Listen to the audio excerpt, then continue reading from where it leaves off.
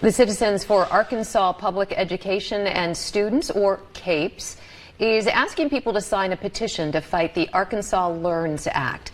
The LEARNS Act will pump at least $350 million per year over the first 3 years and then billions of dollars over the next decades into charter and private schools. Advocates say it offers parents the ultimate choice in their child's education. But the folks at C.A.P.E.S say taking money away from public schools will only hurt children. Joining me now to talk about the mission of C.A.P.E.S and how people can join the fight is Director Kimberly Crutchfield. So Kimberly, welcome and thank you for joining us. Let's talk about the LEARNS Act. What is it that you really do not like about this? The biggest thing is that it does take public dollars and funnels it into private schools or parochial schools or charter schools, which will definitely defund and decimate public schools in the foreseeable future. Who are the members of C.A.P.E.S and when did this group become a group? So we, through the legislative process of the LEARNS Act coming to fruition, we voice our voices through the legislative process, and it fell on deaf ears. So just private citizens, teachers, educators, even students of Little Rock Central High School got involved, and we created this organization. The executive director is Steve Grapp, and then we have 9 other directors, including myself, Veronica McLean, Shay Rafferty, and a few others that have activated and organized the state of Arkansas to try and fight the LEARNS Act. What is your day job when you're not a member of this? I am a 25-year educator, and I now teach at Little Rock Central High School, but I used to teach in the West Memphis public schools, and now I'm just trying to fight the good fight and make sure public education is here for everybody forever. So did you drive in from Little Rock just to talk to us today? Yes, ma'am, I did. Okay, and tell me why public educators are so afraid of the LEARNS Act. For parents, it sounds good. You get a voucher, and you take that voucher, which is money, to the school of your choice, and you get your child in that school. Mm-hmm. My question is, that voucher isn't going to cover everything the parent needs for a private education, and I worry that it will set families up for failure.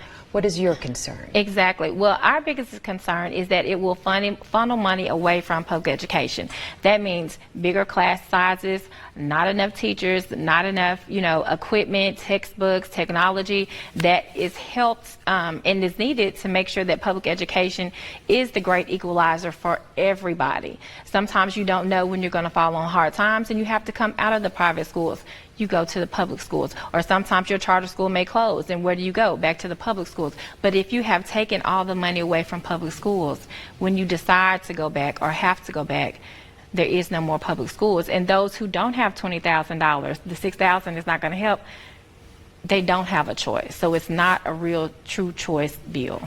How can people get involved if they want to join your organization or fight with your organization? So you can go to sayno2learns.org and sign up, and you can pick and choose what you want to do to help us in this endeavor, whether it's donate money, become a canvasser, or just volunteer in some of the many activities that we have going on statewide. And what's your specialty? What do you teach? I teach sociology, psychology, civics, and economics. You teach a lot. I do. Well, thank you for driving in from Little Rock and explaining this. I know that public educators in Tennessee are also concerned. Tennessee's done something similar with the governor's program that gives vouchers to families. So it's the same fight for public educators in Tennessee as it is in Arkansas. Yes, ma'am. It's a nationwide fight. All right, Kimberly, thank you so much for joining us. We do appreciate it. Thank you. All right. Let's turn things over now to meteorologists. Boyz II Men is not just an R&B group, it's also the name of an art exhibit on display right now in the Mid-South. And joining us now to show us what you'll find when you stop by the Boyz II Men If You Don't See Black, You Don't See Me showcase is Lurlyn Franklin and Najee Strickland. Welcome to both of you. Hey, hey, hey. Good to have you guys. Thank you for having us. My pleasure. Now, you're the curator of the exhibit. Yes. How did you come up with this, and what do you hope it does for the artists? Well, I've wanted to do a show like this for quite a while because I was profiled 3 times in Midtown in the 1990s, and just the notion of being mischaracterized. Yes. I mean, the actual officers pulled me over. I was called they referred to maybe a prostitution deal going down or drug deal going down. That happened a couple of times for me, and that has been like in my mind, because once somebody profiles you, you don't, it's hard for you to get past that. Right. It's hard for you to get past that. And so I'm figuring I'm a black woman. If I'm getting pushed around like this, what's happening to some black men around here? And so I've always wanted to do a show like this. And so this show is just highlighting the diversity within the black male collective. Wonderful, wonderful. And Najee is one of the artists. Tell us about your artwork and what inspired you. Everything around me is what inspires me. Things that I've seen ever since a kid, growing up until now, as my adulthood. I cut hair also, so that's what this piece comes from. Okay. This piece was a part of an exhibition I had last year at Off the Wall Arts Gallery, and it was called a barber chop shop, a barber expose. Okay. and it was like an exploration of just the history of barbering and just everything that we, that deals with grooming and male grooming. Because a barber shop and a beauty shop for black people is a pretty important place. Yes. It's a social gathering. Yes, exactly. Like social, help you just release. And now a lot of them are doing health screenings and stuff like that there too. So yeah, most definitely. And this piece right here was in Arts Memphis too. I won a grant with Arts Memphis that I'd applied for, called the Arts Accelerator Grant, and they had an exhibition, and like I do film photography as well, so I put this piece in the exhibition at Arts Memphis. Now that's my favorite. This piece comes from a series called Black Fit series, and it's a series based on things that I've seen growing up as a child. This was like a cartoon I used to watch. Okay. And it was just like just paying the homage to just characters that I've never seen in these cartoons, or it was just like only one character that was like dark skinned or something like that, that I only seen just on TV just one time. So that's where that comes from. Wonderful, wonderful. So Lurleen, where can people find this exhibit, and how long will it be available to view, and also what are the days and times people can visit? Okay, we're coming out of Orange Mound Gallery, and it's a traveling exhibition, so the stop now is at Arc Wings, and that's 2034 James Road. And so that'll be open on Wednesdays from 2 to 5, but we are having a closing ceremony, just like the opening. So that's on July the 22nd. Okay. And so that's from 4 to 6. Okay. Yes. Wonderful. And so you can come on down there and hang out with us.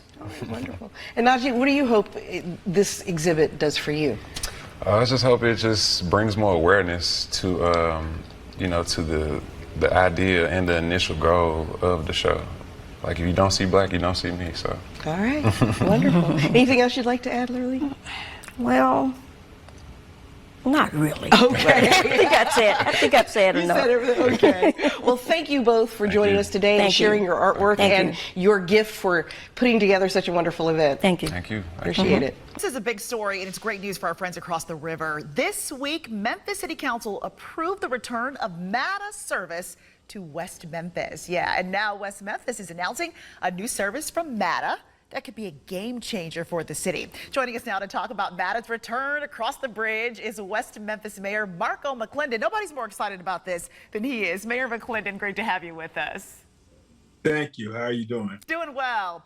So let's get right to this. Now, for those who don't know, can you explain for our viewers MATA's history with West Memphis? Tell us, when did it first start across the bridge, and when did the service stop?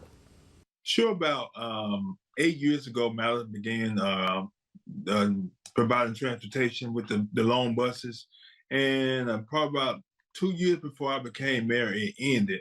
But I know transportation is something so important that the people that are here needed it here in West Memphis, and that was one of my main goals, because I actually met a resident walking down the street one day, and I stopped and I knew her, and I asked her where was she going. She said she was going to the doctor about a mile away.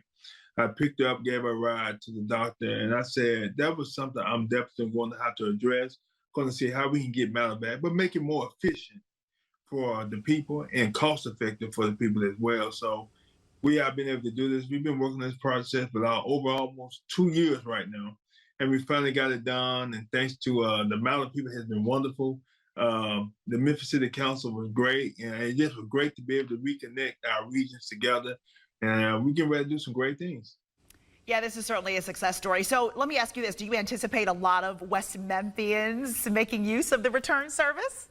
Yes, I do. It's been one of the hottest topics, been one of the #1 issues that people have been asking for. And one thing, it's going to be so much efficiency. Right now, we're going to have the on-demand shuttle buses coming through town, and actually we're going to have around 6 of them. And when these buses are moving, you're going to know that they're going to specific locations, because what they'll be able to do then, you'll be able to call them up 30 minutes before time. That bus will come right in front of your house, pick you up, and take you to your destination. Where last time, if it rained, sleet, hell, or snow, you had to walk down to a bus station to be able to catch the bus. But right now, it's going to be more efficient. It's going to come, get you, take you to your location. It's only $2 a ride, which is going to be good, because when you buying into something, you feel like you have more ownership as well. And then with gas prices getting almost $4 a gallon, I think many people are going to take advantage of it. I know one young lady that works right here in West Memphis, and she said that now she can catch the bus and pay $2 instead of buying gas for almost $4 and get back and forth to work, and that's something she's going to take advantage of. Well, Mayor, you let the cat out the bag. I was making this big lead up to talk about the new service, and obviously that's just it, right? The shuttle service coming right to where people are arranging the time. This is fantastic for your city. And just before we let you go, can you tell us when, right, will the service be available? Well, I want to say one quick thing. It's coming pretty soon. We're going to set it within the next month. As well as it's going to also provide some employment opportunities. Actually, we're going to get ready to do a big job fair. We're looking for at least 10 drivers and some mechanics right here in West Memphis. So not only will it provide a service, but it's going to provide an economic opportunity boost for the people of West Memphis. But the service, we're hoping in October. That's October. That's where everyone is pointing toward. It's going to be great for our city. And I'm looking forward. Matter of fact, I'm going to ride it as well. I just want to have the experience of saying I wrote the West Memphis Matter Transit Authority on demand. You're in my head. I was going to ask you, are you planning on taking a ride on it yourself? Got to check it out, right? Make sure it's good. Yeah. I mean, hey, this is the best means of transportation in the city. I hear you, Mayor. All right, Mayor McClendon, they're over in West Memphis talking to us about this great service coming for his residents, and we are so proud of you guys. Happy for you, celebrating with you, Mayor, and thank you so much for joining us here on Action News 5 at 4. May the winning streak keep rolling.